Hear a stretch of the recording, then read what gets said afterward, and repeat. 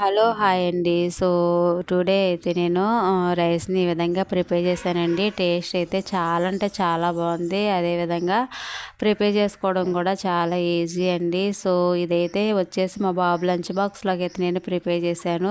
పిల్లలకైతే మనము రోజు ఒకేలాగా ఫ్రైస్, కర్రీస్ కాకుండా అప్పుడప్పుడు ఇలా రైస్‌ని ప్రిపేర్ చేసి పెడితే చాలా అంటే చాలా ఇష్టంగా తింటారండి. రైస్ అనేది వదిలిపెట్టకుండా వాళ్ళకి లంచ్ బాక్స్ మనం అలవాటు చేసేలాగా వాళ్ళ రైస్‌ని అయితే ప్రిపేర్ చేసి పెడితే పిల్లలు చాలా అంటే చాలా ఇష్టంగా తింటారండి. మా బాబుకి నేను ఇలాగే ప్రిపేర్ చేసి పెట్టి అలవాటు చేశానండి. అందుకనే చెప్తున్నాను. టుడే అయితే మా బాబు లంచ్ బాక్స్‌ని అయితే నేను కోకోనట్ రైస్ అయితే ప్రిపేర్ చేశానండి. టేస్ట్ చాలా బాగుంది.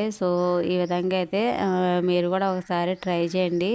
వీడియో గాని నచ్చినట్లయితే తప్పకుండా ఒకసారి అయితే ట్రై చేసేయండి. అదేవిధంగా అయితే వీడియోని లైక్ చేయండి, షేర్ చేయండి, సబ్స్క్రైబ్ చేయడం మాత్రం మర్చిపోవద్దు. బాయ్.